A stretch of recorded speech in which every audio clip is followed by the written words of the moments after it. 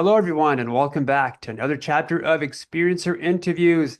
And today we've got another amazing soul coming to us from the US. We have Glenda Dawson on board today. Glenda Dawson is a non-denominational minister and the founder and CEO of Glenda's Magical Creations Spiritual Center. Also, Glenda's Magical Creations channel on the Conscious Awakening Network on Roku TV, Apple TV, Amazon Fire TV, and other streaming platforms like Spotify, and is also a podcaster on the Parapost Network Central. Glenda is an intergalactic, interdimensional, multi-modality acclaimed spiritual practitioner, mentor, and an experiencer. The current matriarch of a lineage of gifted matriarchal oracles/mystics going back at least 8 generations. So, Glenda, thank you so much for coming on. Thank you for having me. It's my pleasure. Now, you've said that you're a generational experiencer. Can you get into some of your maybe like relatives' experiences and your children's, I believe, also? Yes. Well, I could tell you my grandparents and great-grandparents were all farmers. And so I did not get to meet my one grandfather, who was on my father's side, but my father did tell me that before he passed away, he was telling everybody that there were very strange markings in the fields. And he was a tobacco grower. So in those times, we're talking in Cuba. In those times, you were wealthy if you grew tobacco because that was the biggest thing that was exported. Sugar and tobacco were the two biggest things. So he was telling them that he had gone into the fields because they were worried and worried. He went out early in the morning. He didn't come back the usual time. And he was telling them that first he started to see strange lights in the middle of the fields. And he was like, let me go see what that is. Well, who's in the fields? What are they doing? So he went in there and he actually saw, uh, I think it's a gray, but in those times you didn't really talk about any of this stuff because then they sent you away to Looney Tune hospital. So, but he did explain that the alien UFO was very short, that he really couldn't see facial expressions or anything, just so very small mouth. So to me, that kind of represents a gray. And that then he remembers the alien coming towards him. He kind of just blacks out, doesn't remember anything, comes back and kind of wakes up. Like he's awake, he's standing in the same position, but he's just like all of a sudden he realizes he's back and now it's dark. And he saw markings all over. And my father did say that they all went out into the fields the next day, and there were markings, like if there were legs from a ship or something, because it was perfectly aligned. They measured it, the whole thing. So I don't really know exactly what type of being, but he never spoke about it again, my father said. He just, it was one of those, he experienced it. He realized he talked about it to his family because he was still in shock. But after that, he didn't want to talk about it. He didn't want to say anything about it. And the only thing he did say was the alien did tell him that when his 18th son, his 18th child, which was my father, would be born, he would have limited time with him. And he did. He died 5 years after my father was born. So that he did say that night, and everybody's like, you know, because my father was 2 at that point, and he was like, I was too. I have very bad memory about it, but it shocked us all. And I saw my family getting all rattled up and everything. So I remember that because of that. And then my father and my mother were driving one day on in New Jersey on Route 23. They were going from my house straight up to West Milford, which is like it's like a hill, a mountain. So the route takes you up, and my father and my mother just lost time. They lost time. They heard buzzing before they lost time. And then my father was having nightmares for a few weeks after that. Like he kept feeling somebody touching him all over. He kept feeling that anxiousness, like when somebody's coming at you, you're afraid and you don't know what they're going to do. So that's when he recalled my grandfather's story, and he at that point he talked to me about it, and I was like, well, it could be. You lost time. It was like 2 hours just completely gone there, and then didn't even get to the store that they were going to. So so that was kind of very interesting that it followed the family line to me. And then I've had my experiences, but my experiences have been since early age. And um, I am very blessed that I remember, or I think I remember all of them because I remember mostly when there's time that cannot be accounted for, then I remember that night, the whole experience.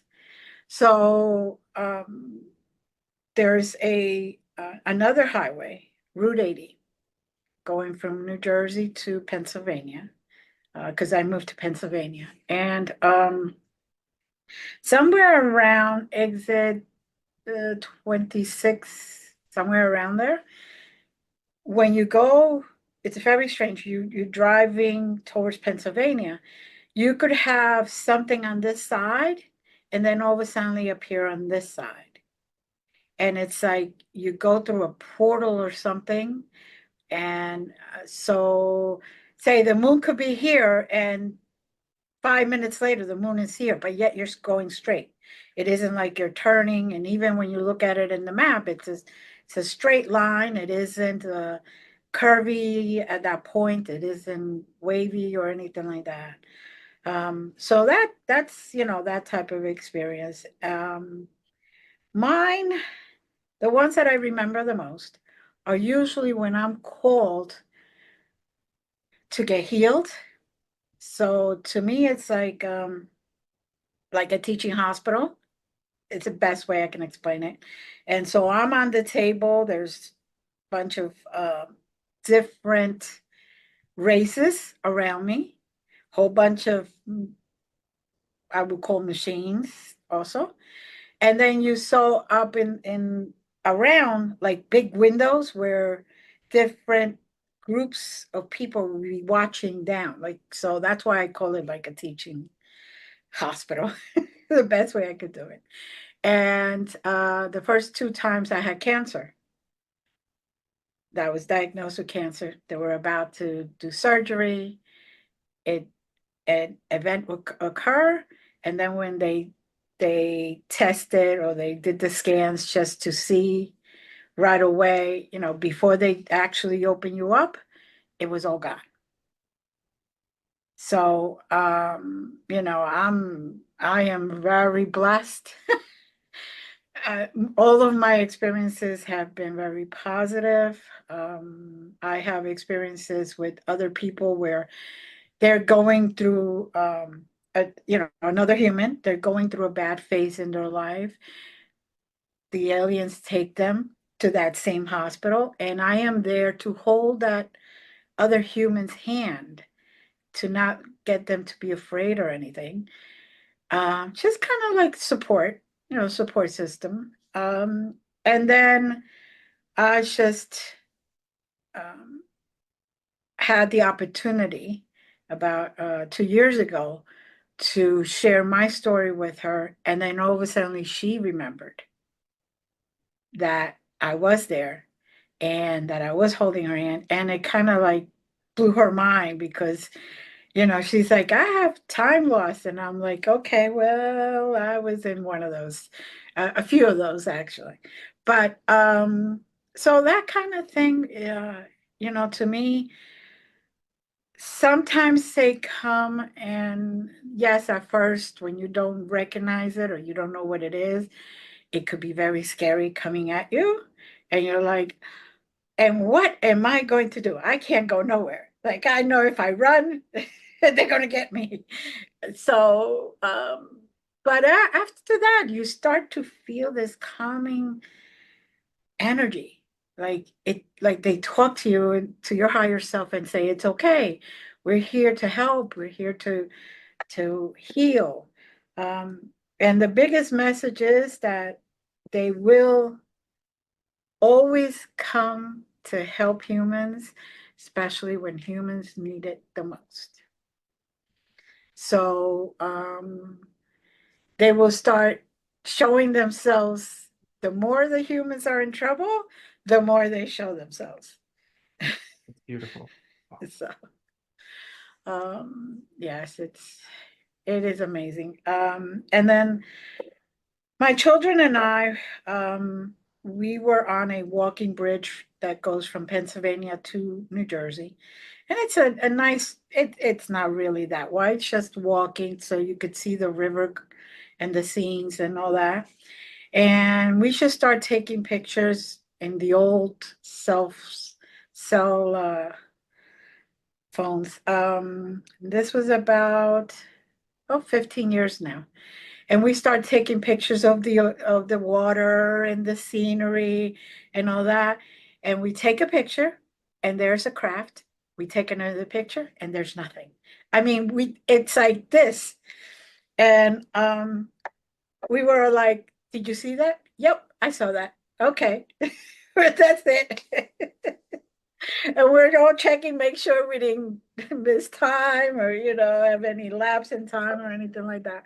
But they also experienced the Route 80 things, and they also experience sometimes not a lot of time, but like 15-20 minutes of lapse time that they cannot account for. It's like they're on exit, say 26. 15 minutes go by and then they're like just passing exit 26. And they're like, I'm like, just go with the flow. Just go with the flow.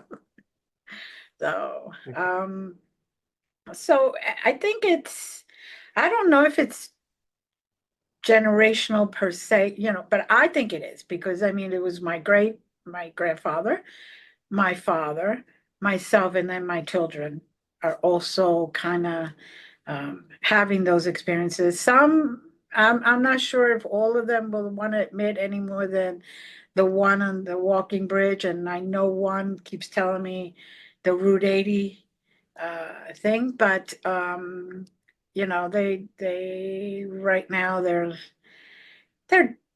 they're coming into their own. So eventually they will go through whatever they got to go through, as I say. So. Okay. Now, I know that you've got these psychic abilities, but are you aware if these abilities came before or after having your ET contacts? I've had them all my life. I was one of those humans that decided not to shut them down. When I was born, for the first 2 years of my life, basically, my parents and I were told I was not able to walk at all. I had to wear special braces and all that stuff.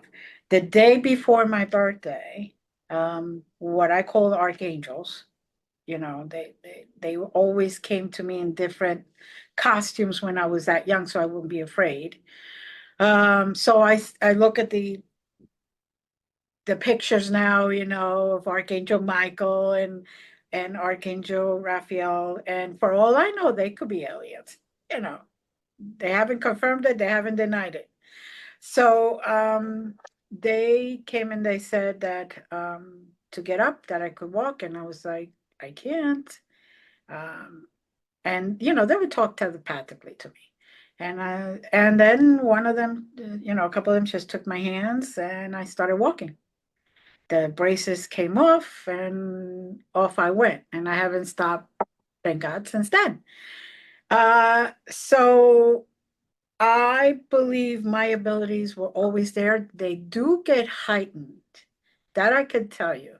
It's like um, new layers of the frequency open up whenever I do have a visitation or an event.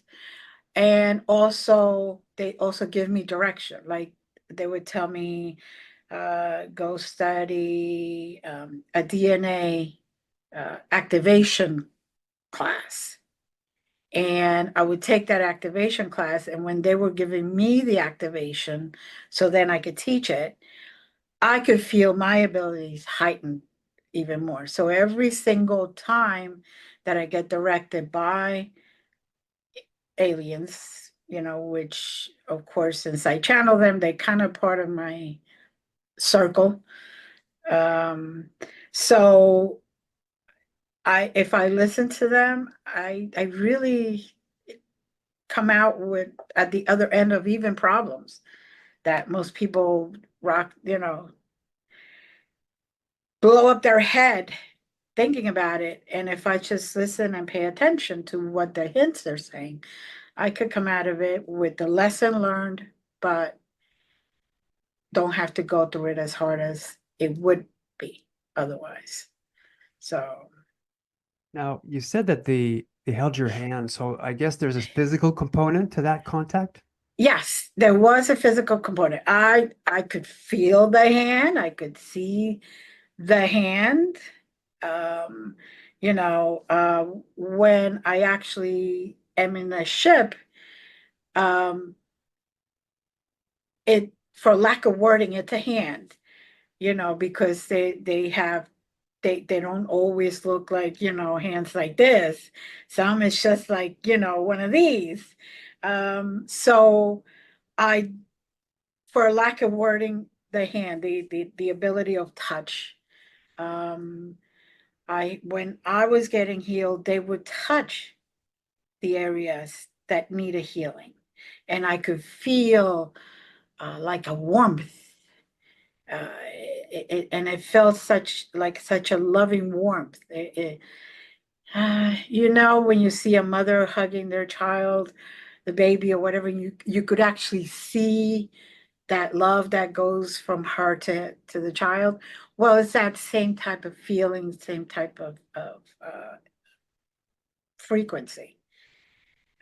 So it's very hard to describe because let's face it, we have very limited vocabulary, very limited. And when they describe something or they even speak light language to me, I'm like, how can I translate this? Usually I just tell people, look, if I go into channeling, I channel light language, just listen to the tones and let those tones direct you. Because translating it from a way more advanced type of communication to our limited vocabulary, um, that especially that it's now, I believe when, they say caveman, cavewoman, I think they were communicating better than we are because they were speaking in tones and they were communicating to their higher self, to each other, instead of the verbal only. Now, these angelics, how did they show themselves to you? Did they appear like through a portal? Did they just appear? Were they It radiating anything?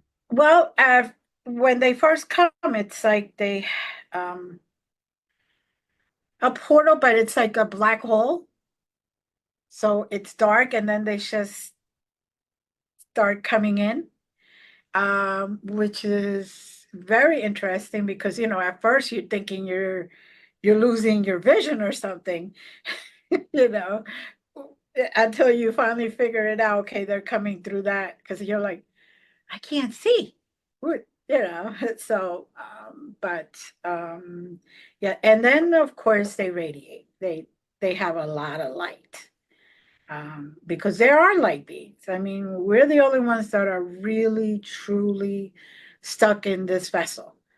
Um, most of the ones that I have met are able to get out of their vessel and just show and radiate their energy being. So it isn't just like, like we're stuck until we die. And then we, of course, take our energy being and we continue. They are able to go in and out of their, what I call their vessel, their meat suit, whatever body they chose at that moment.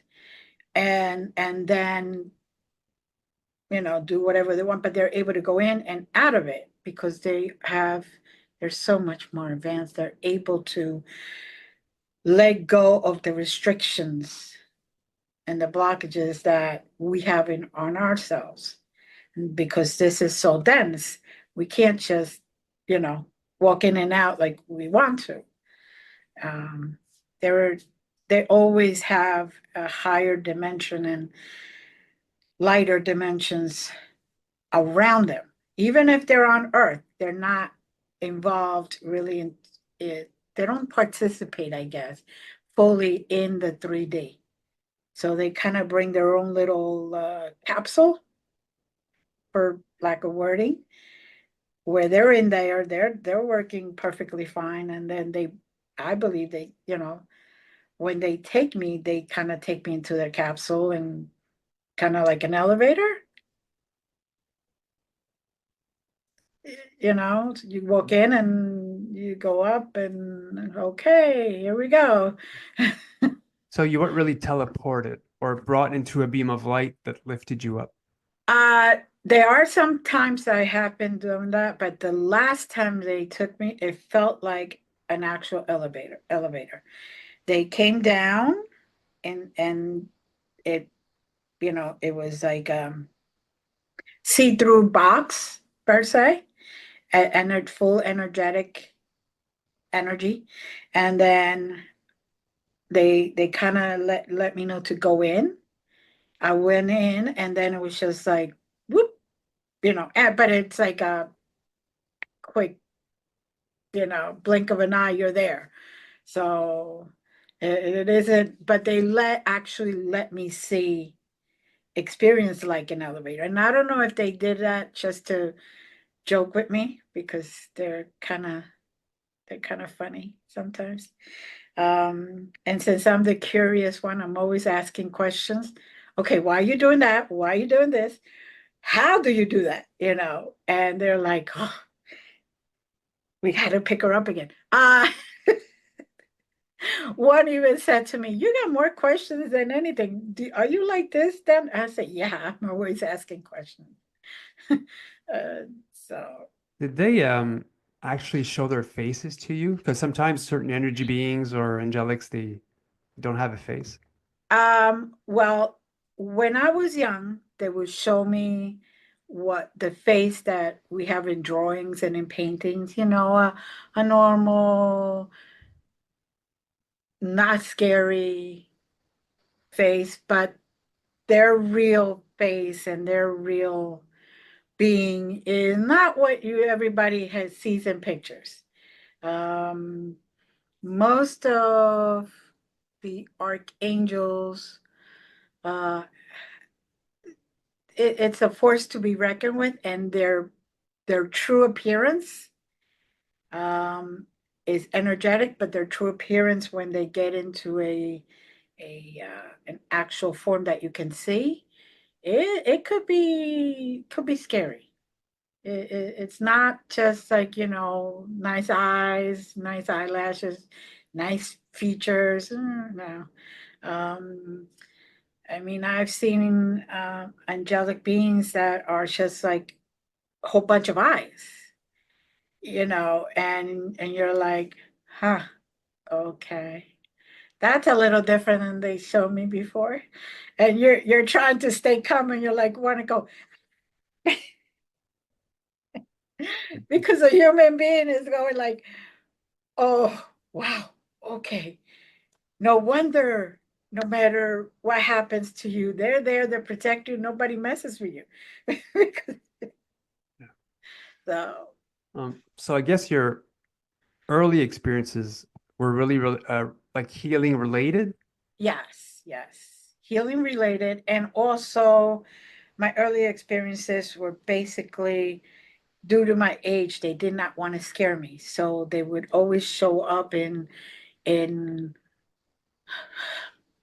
less scary, you know, appearances. Like, for example, um, say Archangel Raphael, and everybody knows how he looks in pictures and in paintings and all that other stuff. Well, that's the appearance he gave me when I was 2, 3, 4 years old.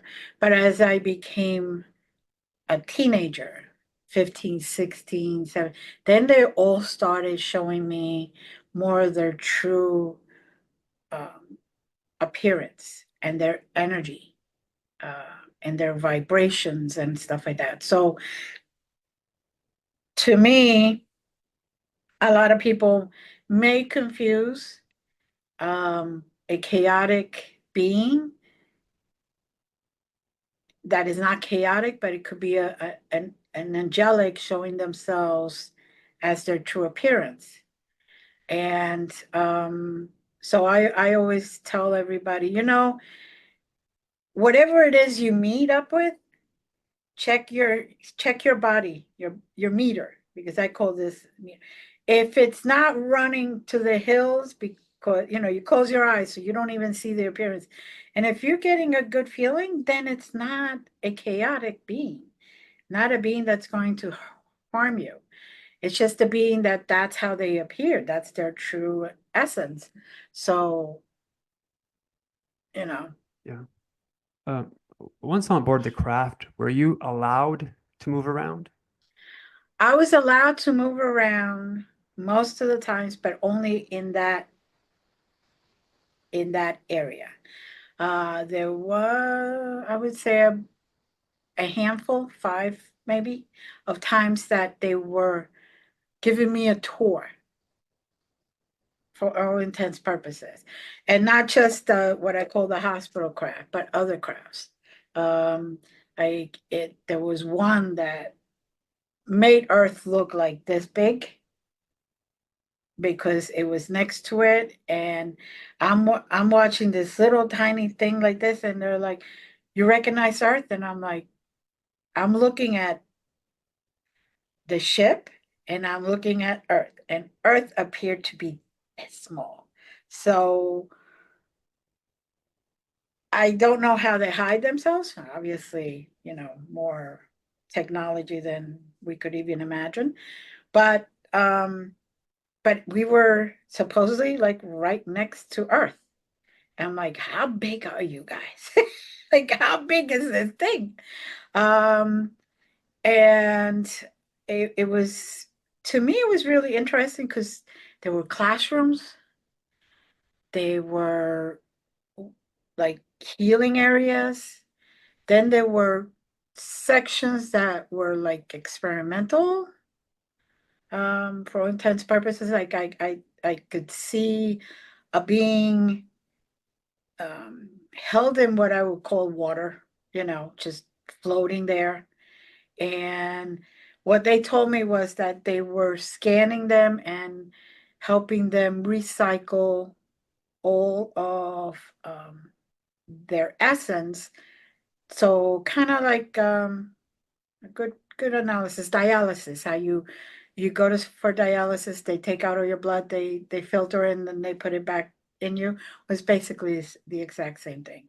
So to me, it's very very different, my experiences, than most people.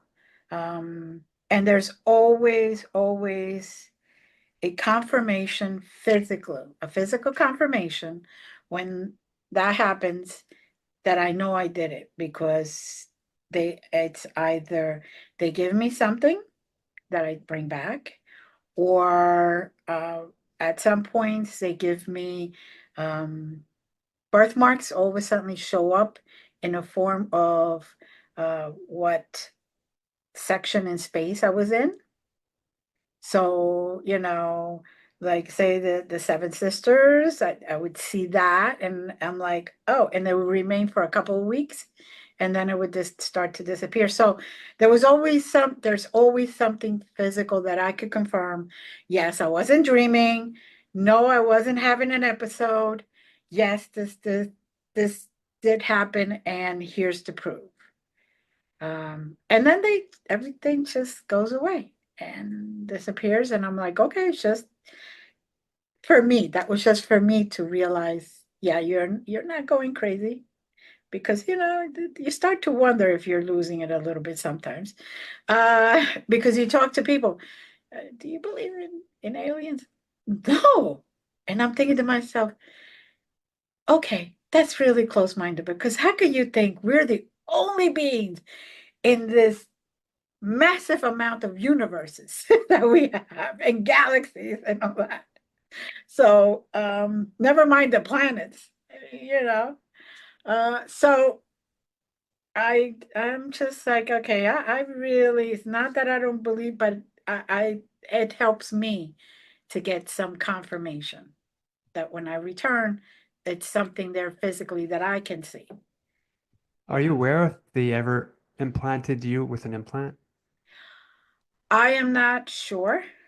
I'm not exactly aware of that, but I do know that in back of my neck, whenever I get angry, at the nape, whenever I get angry or have like a fever, it turns red. There's a spot like there that turns red. So I See, I don't know. grew up with a gray triangle just above the left knee.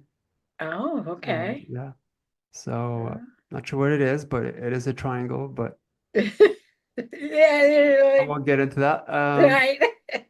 Now, coming back to you being on board the crafts, Yes. were you shown any technology or symbols something like that? I was shown symbols that some of them I found out later are some of the symbols that we use for like Reiki. Some of the symbols were connected to Metatron's cube and all that other stuff. So at that time when they were showing me those symbols, I didn't make the connection. But then when I would see that symbol in a Reiki class, for example, I would be like, that's the symbol. Like they're giving us this, and we're not connecting the dots here. So that's one of the things that I have noticed. Have noticed, although also that my light language has gotten a lot better. Um, I can communicate with my team, as I call it, my guides, and it's a very big amount of people, of team members. And I could communicate with them easier if I do light language now. Then and then I understand what they're saying. I may not understand with my regular ear, but when they say, the sky is blue, I used to be like, what? What are you talking about? But now I can, it's just a flow of communication that I don't have to try to figure out what it is. I just know what it is. And when I speak like language and when one of them channels through me, it comes a lot easier. It isn't like at first it was kind of felt like it was forced, but now it just flows out at any point, at any time, whenever, and I'm like, I'm in the grocery store, not right now. Have you ever been taken in a like a small scout craft? Uh, Because a lot of the people that I've been that I'm interviewing, at least for the past 4 or 5 years, they've a lot of them like had the chance to fly in a small craft, and some of them even had the opportunity to be trained to fly the craft itself. So there was one time I did fly small. It had about 20 entities there, including me. So I don't know, including myself as an entity. There were 20 beings there, approximately. Um, to me, it looked like a small little rectangle box, um, where I just went in. I, for all intents and purposes, I sat, and then we just took off. And then you had, like, in front, a real huge windshield for all intents and purposes. And I could see, you know, leaving the earth and, going, and then all of a sudden, poof, this just like a portal, and then appearing someplace completely different. So it's now that you mention it, and like the memories coming back, and I'm like, wow, I just took it as another one. Oh, yeah. but yeah, yeah. So, Um, any like regarding your teens and like early adulthood, do uh-huh. you ever get like visitations in your bedroom? At night, yes, yes. Um, Usually, especially in my teenage years, it was when I was having a rough time, like, high school years when everything is, if we could just skip over high school, that would be great. Uh, but, when you're having those days or that time period where high school was a little challenging, not because of your grades, but because of, you know, everybody's having a moment and everybody's taking it down on somebody else, and they're just teenagers. They all we're trying to act adults in a still not so adult mind. And I was picked on quite a few times. And the one time, I was by my locker, and this one girl came to me with a knife, put it right here. Uh, I don't know. I just didn't belong in any group because I wanted to just get my studies done, get out of high school. I really, so I wasn't in the chit chat. I was never like that. I guess, I thought that was too immature for me to be in the clicky thing. So there was just five of us that were always just taking extra classes, not to have to hang out with anybody. So she just showed up and started saying stuff, and I can't even remember what she said. I just remember the knife right here. It's all I ever remember. And I remember hearing, "Don't worry, help is on the way." And then all of a sudden, another girl comes and says, "What are you doing? She did nothing to you. Put that away and leave her alone. And now know that I am going to look out after her." Now, I had never met this girl, that one that came to my rescue, because it was so old girls' high school. Never met this girl. I think I saw her one other time, and that was it. So I don't know if it was one of them in in a form to kind of protect me. And all I kept hearing was, "You guys still have a whole bunch of stuff to do, and this ain't happening." So, I'm always very grateful because that could have been the end of me for all I know. This girl had a pretty big knife and right here, and actually I think she did cut a little bit, and I still have a little tiny scar there. And I'm like, oh, I'm gonna lose it. That's it. I'm done. This is the end for me. Short life. It is comforting though to know Yes. that you're being looked upon. Yes, it is. It Yeah. is. And you have to be smart, but still know that there's always backup. There's always somebody there with you. And actually there's somebody there with everyone if they just ask for help, if they're just willing to connect and they're just willing to be open to their help and their love and their guidance. Did Uh, the Greys eventually show up? for me, Yeah. uh, taller grays, not shorter grays. Um, I'm talking about seven something, 7 to 7.5. So I don't know if they're considered grays, but they were all gray, looked almost the same. So I I I would say they're grays, but even that interaction with them, very blessed, was very calming, very subdued, was very helpful, very healing. Um, and I have been noticing that the more, whenever I need help, because I'm still here, doing my human life thing. So whenever the human needs help, there's always somebody there who actually shows up, takes me, or visits me in the middle of the night and just comforts me or whatever.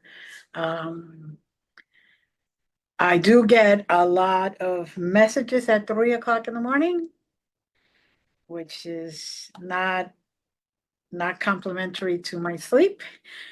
Because then I wake up and I'm like, I gotta write all this down because I'm not gonna remember by the time the morning comes. So, but I'm very blessed that I'm very open and have been all my life. And although my father was very religious, um, he, my mother was religious, but she was looking at things a little bit more open. So whatever I talked to her about, she would always help me through it. My father only started doing that as he got older and was able to learn more and be open and be more understanding that we're not the only ones here. And not everything is like, like the churches say, not everything is evil. There's good and bad in everything. So just because they don't look like humans, that doesn't mean that they're not light beings. The reason I'm asking is we all know that your grandfather had these sort of like gray contact with the Greys, and I was wondering if Mm-hmm. that same team might have followed you because I know Ah, that I think at the age of 21 you had contacts with Greys during college. right, right. Yes. But they were not, like I said, they were not as short as I was led to be, or as, when you talk to other people that they always say they're really short. Yes, I'm short, and the comparison might be that way. That could be like people say, they're 6 foot and they're like, oh, they're kind of short, because they're 6 foot also. So it's hard to say, but um, to me, they've always been the taller ones. There haven't been like 4 foot something or 5 foot. They've always been six and up. So I don't know if those are hybrids. For all I know, they could be gray hybrids. Why not? I don't know. But the only wait, no, hold on. There was one time I did see shorter one, but I didn't have any interaction with them. It was more like in one of those tours. Yes, in one of those tours when I was going and they were showing me the different things, the different sections of the ship, um, and the different technology. They have this thing. It's wonderful where it just automatically they say, okay, find out where they need healing, and just like a light just shows up and pinpoints. So I and I don't know where the light comes from because I'm like, there's no real machine on top or anything like that. So I mean it could be one of their invisible machines. I don't know, but all I know is that it at that point when we're talking about it now even more, because you always remember things more and more the more you talk about it. It was just like a light. It pinpointed exactly where that person needed the healing, because it was a human that needed the healing. So it was comforting also for me to know that I was not the only human on that ship, because seeing beings of all different types and all that. Um, and then me only, I felt like an experiment.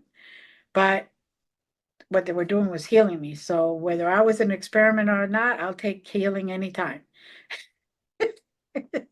So, Um, uh, are you aware if you were part of the hybrid program? I am not aware of that. That I am not aware of. That's not something that I have uh, ever even had a glimpse of. I have gone under hypnosis to try to get some of the more memories up, because those experiences, no matter how open you are, a lot of the times can be a little shocking, and your human mind can't always comprehend it. So it's always good to every once in a while just say, I had this experience. I remember this, but I want to know if there was something else that I don't remember.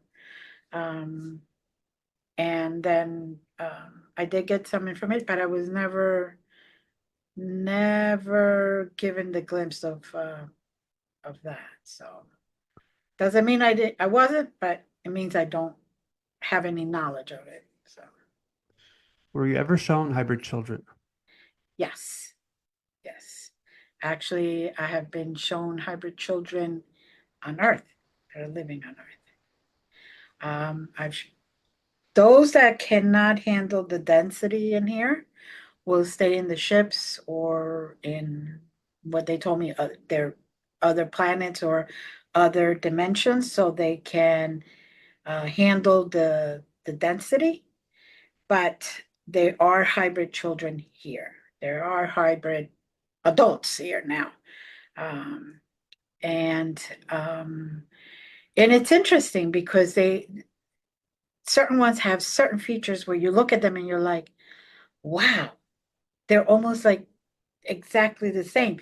Maybe different hair color or anything, but they have either bigger eyes than normal, or their mouths are a little smaller, but you know, it's like they're physically, you could see both things. You could see the human, and you could actually see a an alien influence in it. So, So, okay, so you've talked about seeing angelics, light mhm, beings, and mhm, grays. So, yes. did you see anything like that looked like a reptilian or a mantid?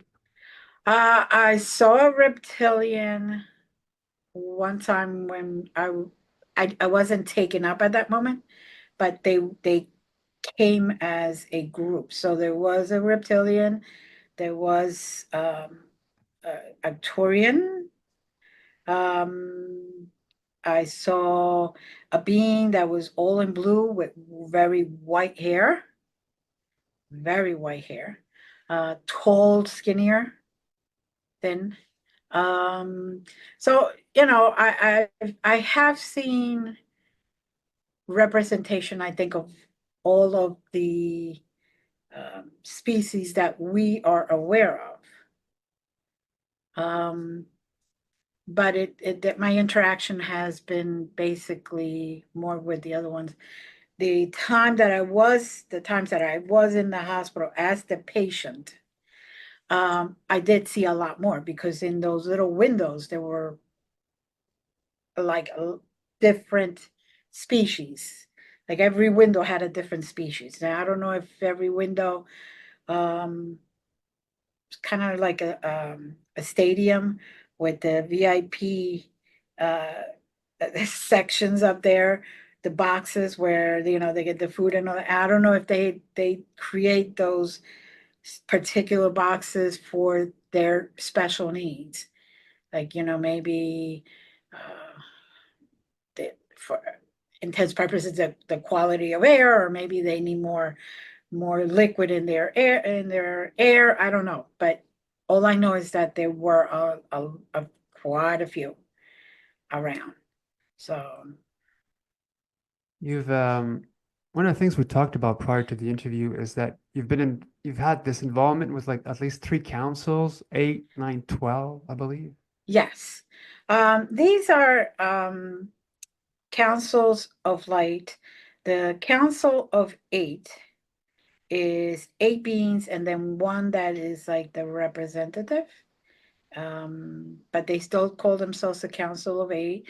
They have been appearing to a lot more people now, and a lot of people have been drawing them and speaking to them, and it's more common now. The Council of Nine is nine light beings. They could be aliens, archangels, could be um, humans that have passed on, just light beings, but they're not necessarily the same people or the same entities, I should say. They've evolved. They call themselves the Council of Nine, but they could be thousands that come that one day for a channeling session. So that's just whoever shows up that day with that particular message. And the Council of Nine usually is not only to give us a hint as to what's going to go on, but also to help us. They take us and give us coordinates so we could try to open our memory and remember who we are and what we can do. So it's kind of like opening your eyes to knowledge that you already had, but because we came down here and we chose to forget all that, this is the time where we need to start to remember. So they give us coordinates, and we travel. It could be Mars, it could be other dimensions, it could be the moon. That was interesting when we went to the moon. It could be in Earth, it could be anywhere where they take us. Um, and usually by going there, most of us remember something that we didn't realize we could do, or we didn't realize a memory of an experience that we had, or even by doing that, they help us ascend and open up and ascend even closer to where we're supposed to be, which we're way behind. We were already destined to be in a better dimension, not so dense, but humans like to be hard-headed, and we got to learn the hard way. Um, So yeah, we'll get into that later on. But yeah. could you talk about the college incident at the age of 21? Okay, at the age of 21, um I you know was a DJ for college, for the college parties, because extra income, why not, and I remember saying, okay, can somebody just take over, I'll take a break. I went outside. just to get fresh air and stuff like that because it was getting really hot in there. Everybody jumping and dancing and all that other stuff. I went outside and I discovered that they were there waiting for me to go outside. So they made it really, really hot inside and noisy and all that. So I would need a break. And it was the blue beans, the tall white, all white hair blue beans with beautiful blue eyes. I always remember the eyes. And they were there to tell me that I am going in the wrong direction, that I they are there to help me, and that whenever I have a doubt of what direction I'm going, that they're there to just direct me. They cannot, they made this very clear. They would give me the guidance, but I still had to choose because I still had that free will clause. And I remember then kind of still in my body, but my essence, for intents purposes, was taken up. So I could see the college, I could see my body there, just hanging out, getting fresh air, and me being taken up and shown a whole bunch of different things like this direction, this is how your life is going to show up. This direction, this is how your life is going to be. So they actually gave me 3 different directions, the left, the right, and smack in the middle. And they let me see what my life was going to look like if I chose that particular direction. So, which was very interesting. And then all of a sudden, I'm back in my body. And I'm like, what the F just happened?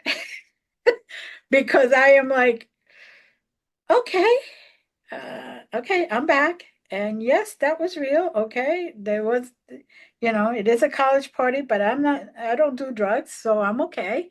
Uh, and then I went back in and I actually changed courses. I was a major accounting major, and then I made it into law. Totally different. So totally different. Yes. So had to go longer to college for that, because I was already about to, like, I was like a year away from graduating. So they said that nope, and I was like, no, I really don't like that. So I changed even careers. So Was there a moment where you were studying and time stopped? yes, yes. Um, I had always been, you wouldn't think now, but I had always been very scared and afraid and apprehensive about speaking in public, even if it was like now and then knowing that this is going to be out there, I would be mortified. I would get panic attacks, the whole thing.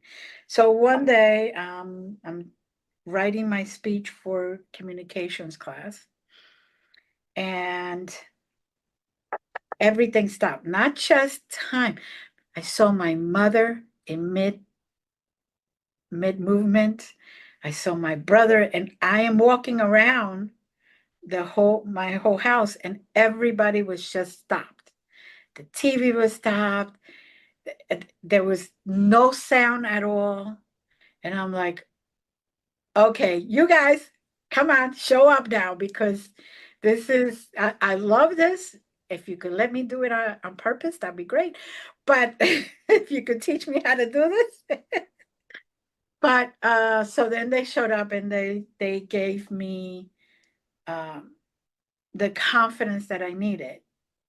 And from that point on, I was never apprehensive about a speech or speaking in public or anything. I think that my professor was actually amazed because that was the only time that I did not turn pale.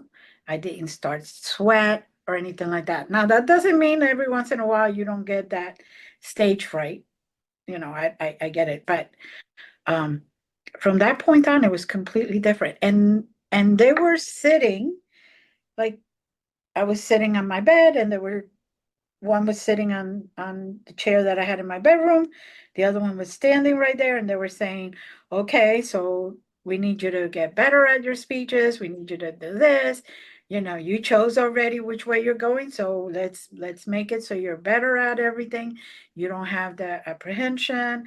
And then they were joking around, but we were all talking telepathically. By the way, we were not. There was no movement of mouth, which was, the usual way they would speak to me, communicate with me.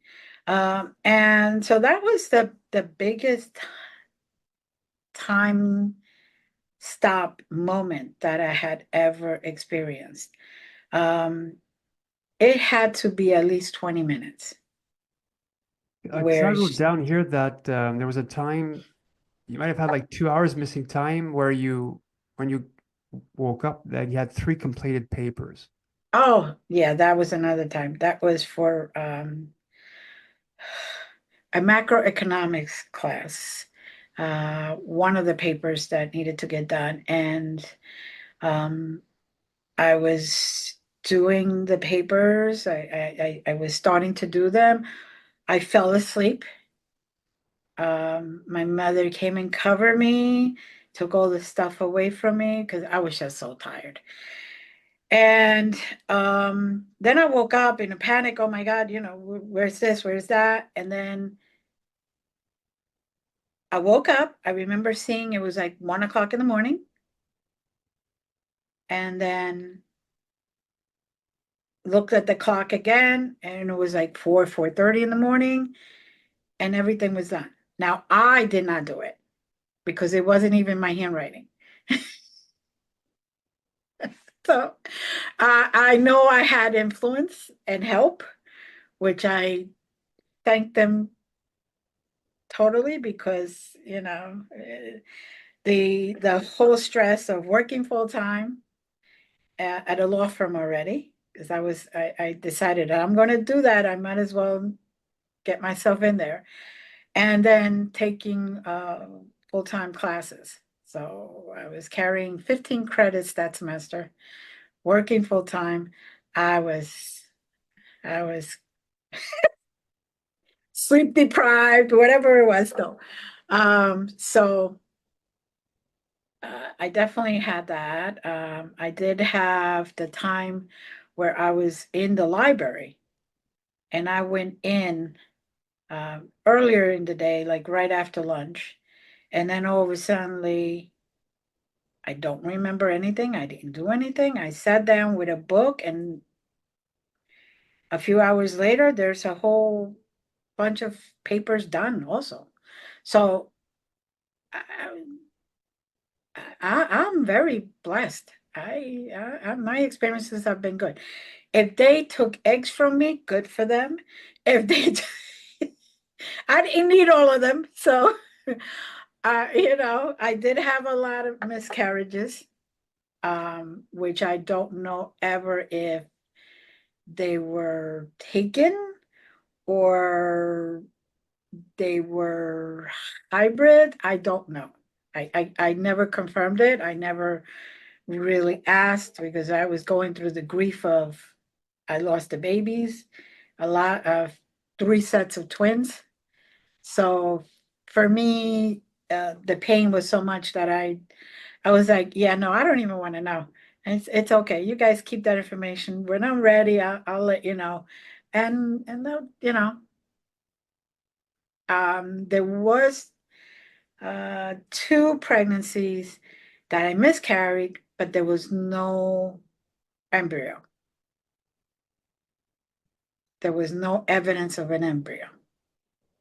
When you miscarry 4 months, 5 months, there's always already a little, it may be sometimes this big, but you could all see a little human forming.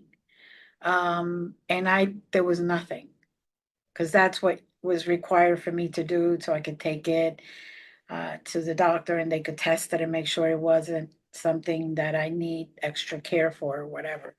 And nothing, nothing. They were like, "Did you get an abortion?" No. So, like I said, there are times where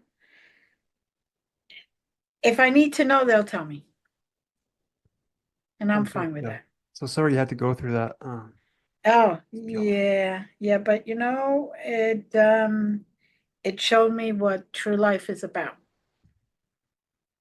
It's And yes, the pain, but you learn how to deal with the pain.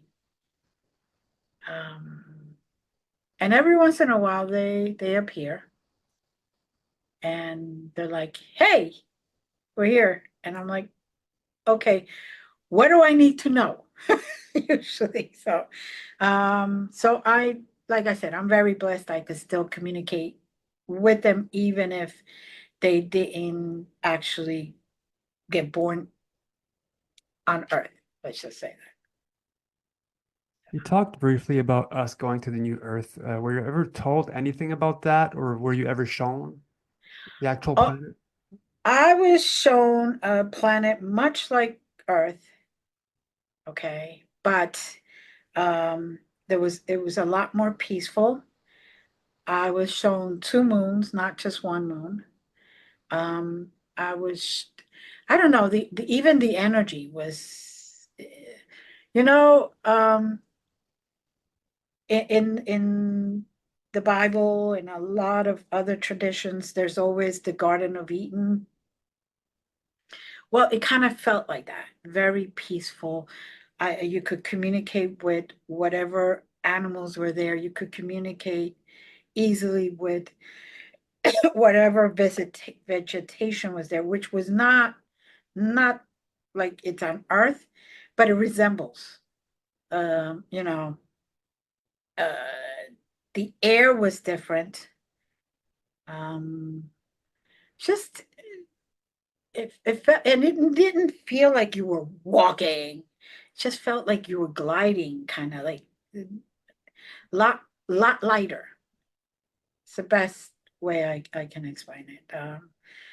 And it's been on hold for us for a while, but we're taking the long way around there. Did you see any buildings already built, or was it like just total vegetation? Uh, there were buildings, but not like here. They were more like how can I say, like domes. They Yeah. were more like domes where each one of them had a different habitat or a different intent or purpose. But it wasn't like, the buildings that obstruct everything. You could still see outside, and um, I did notice that if for some reason somebody didn't want to look at, they just caused the dome to disappear. So it so it kind of to become part of the scenery. So Uh, have you ever had backlash from the government, the military? no, I mean, I do feel every once in a while like somebody's following me, but I'm like, peace. I'm going to Dunkin' Donuts, in case they have the card wired up. I'm going to Dunkin' Donuts. You want to pay? That kind of thing. Uh, because, the way I look at it, if they want to find me, they could find me. I used to have a lot of body taps, just to wake up. So I'm not. Did you ever have that just to wake up? No, No. no, no. I get my name called. That I do. And since my name, not so much now, but my name was very original when I was growing up. It's like, okay, who's calling me? So, so it was, I think that's why they need the tapping part. That I get when I'm doing like a class, like a mediumship class or something, where I'm teaching it, and then I get, excuse me. And I'm like, what is it? I'm busy. Have you ever seen shadow people, shadow beings? Yes, I have. Yes, I have. I've seen them. I've seen them in my house one time, and I believe there were more. Um, how can I explain that? Shadow people that were sent to kind of keep an eye out as to what I was doing. Like I felt that type of energy. So then I did what I know what to do from my family traditions and from my studies, how to protect the home. So shadow, because they travel in a certain frequency, so you're able to block that frequency, they can't get in. I seen shadow people because I also do a lot of paranormal stuff where I have gone to people's houses and try to what I call remediation. I try to negotiate with the beings that are there and the humans to see if they could both live in an agreement, some type of peace, especially when you have entities there that are very angry and very chaotic. So I try to bring between the all the dimensions, try to bring some peace, kind of like in a you know interdimensional agreement. I don't know. This is what I I don't know how to call it, but I've seen it there in especially in houses where it's been a lot of human disagreement. Like if there's a home where there's a lot of abuse, where there's a lot of chaos, where there's a lot of yelling, a lot of screaming, a lot of throwing things. I see them there more than I see them because that energy, that low frequency, that all that interaction is created, gives them a way in. So they come in because of that energy that's created. And that's why I tell people, you feel angry, go take a walk. Go take a walk and come back and discuss things once you're both cooled off. Because, first you're going to say things that you don't mean um, at that moment, or you may mean it, but you didn't want to say it that way. Uh, and then once it's said, that energy is already there. So, and I've seen it. I've seen the shadow people actually take what we call a soul. Um, I saw an accent. I would say, let's see, when did I travel down there? 2017. I saw an accident, and one of the passengers in the one of the cars died. And I actually saw shadow people, which I was really like really weird, take what I called the soul. And it like brought me chills right away because I'm like, oh, that's not good. But that time I did see that, and I was like, oh, please let me never see this again. I don't want to see this again because it made me even ill to my stomach, that energy. So I don't know if it was the energy of the person that passed away, or the energy or the combined energy of those beings, because there were four of them, and then they took the one. They just like when you're abducted, they're just taking you. Well, they just took what I would say the soul. So Have you ever had an NDE? yes, yes, I have officially died 5 times, where they actually had to do paddles and resuscitate me and the whole thing. My very first time was I was 13, 13 and a half. And I was at the shore, and in New Jersey, those waves can be very, very strong, and then the undertow very strong. And so the undertow took me. And I remember seeing my body float and me going up, and I'm like, oh, that's gonna hurt. And when I just popped up, or wherever I popped up, let's call it heaven for people's understanding.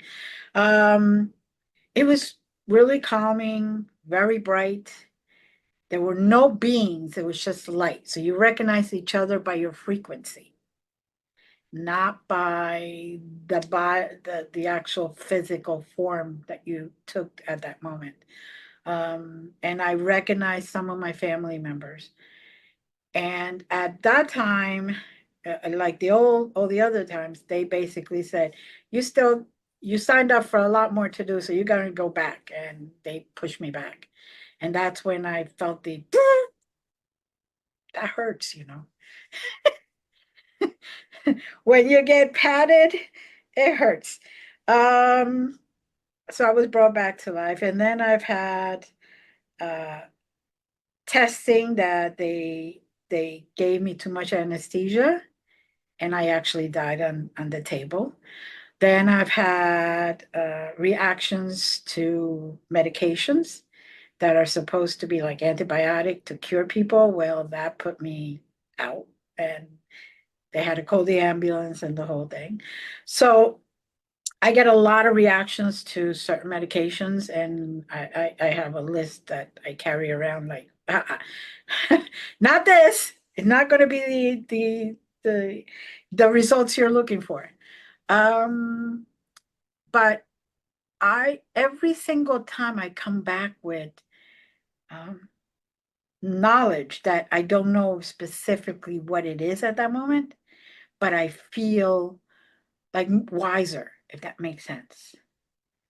Um, and every single time I come back calmer. Um, I I'm more tolerant. I'm more patient. I get more empathic. Like I feel people's emotions even more, even if they don't know what they're experiencing. Like I could say, "Oh, you're having a bad day," and they could be smiling and like, "How do you know?" I'm like, "Believe me, I could feel that energy 2 miles away. You're having a bad day." Um, so every single time it has brought me back with maybe the awareness of more gifts, of more knowledge, of more things that I can do, maybe open up more of the brain that we don't use. I don't know.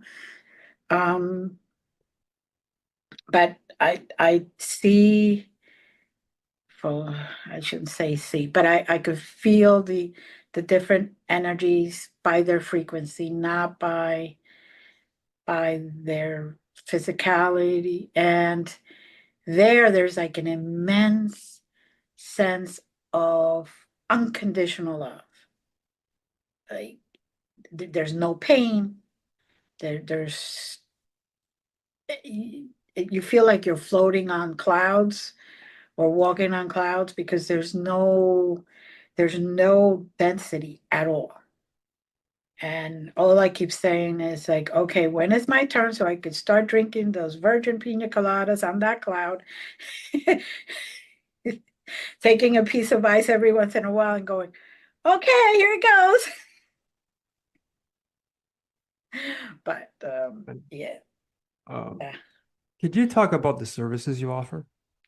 Well, I offer a lot of different services. I life past life regressions or life regressions because we call it past lives, but it could be a previous or a past life.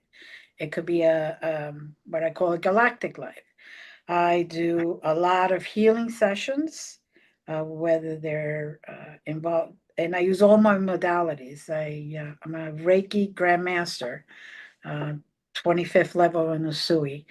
But I know a lot of other Reiki modalities where I combine them, and depending on what that person's higher self tells me they need that day, is what I use. Um, I do coaching.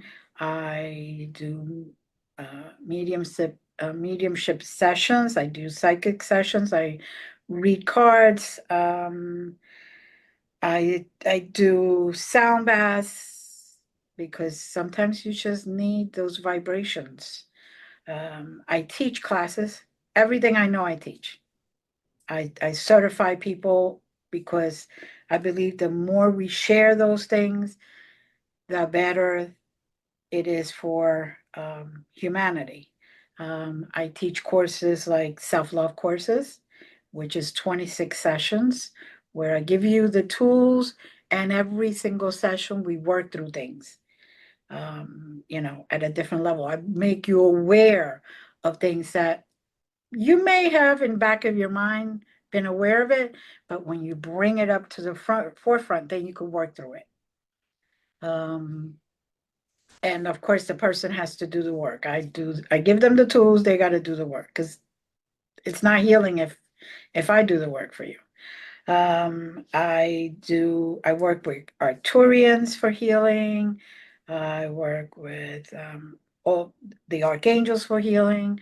I work with a lot of different entities, and depends on which one you may need that day. Um, wow, I do so much. I don't like to specialize myself because I see that everything basically works together. And it's kind of hard to pinpoint one thing that I can do because they bring me back with all these gifts and all this knowledge. Why am I going to disrespect that? They want me to use it, otherwise, they wouldn't bring it to my attention, they wouldn't make me aware of it. Um, and I've written a couple of books. One is I wrote in the year 2000, I believe, which is one of a series of 5 books, which I'm doing now, finishing the second one in my free time. And then the one just came out with Kevin Harrington, Shark Tank guy.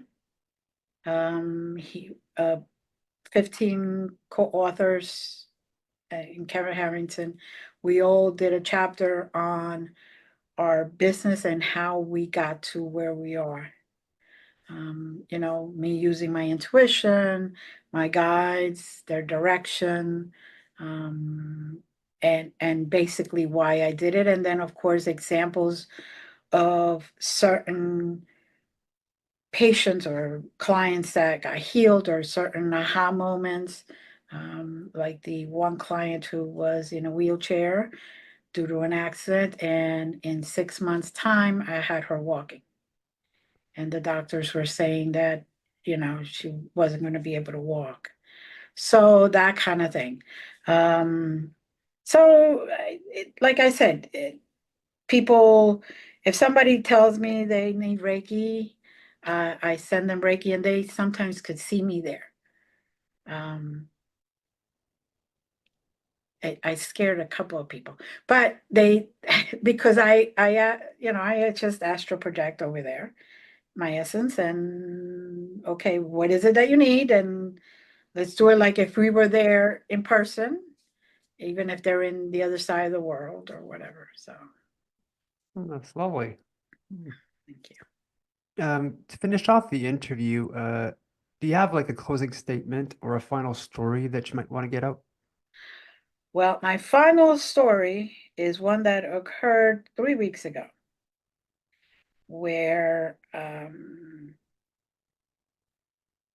I was taken in the middle of the night. My name was called, and I went to my home office. I sat there, and all of a sudden I wasn't there. I was in the ship, and they were talking to me, and they were basically saying that they heard my request to heal somebody special, to let them live and heal somebody special. And I made a deal, so I would come back one more time to this density for that favor. And they were, let's do this. You have done a lot, so why don't we call it like pay it forward? You don't have to come back if you don't want to. If you do find that you have a purpose that you want to come back for a specific reason, like maybe this one soul travels with you all the time, and you want to make sure that they learn their lessons or whatever, you will just be their battery, but you will not suffer anymore or anything like that. So, but they still healed the person that I was asking for healing. So I'm okay with that. I would have come back to this dense planet, it's just so somebody doesn't suffer the way they were suffering. So, Well, Glenda, thank you so much for coming on. You're a lovely person. Thank you for having me. It was great. Yeah. It was great. Anytime. And to those watching, I hope you enjoyed today's interview. I'm your host, Mr. Great. More interviews coming up, and I'll see you guys next time. So, take care, everyone. Hello, everyone. This is Mr. Great, and thanks for watching today's episode. If you are an abductee, contactee, or experiencer, and you believe that your story could help others, please feel free to contact me through my YouTube channel email. When it comes to experiencers, the ET phenomena, and the future, remember, truth will out.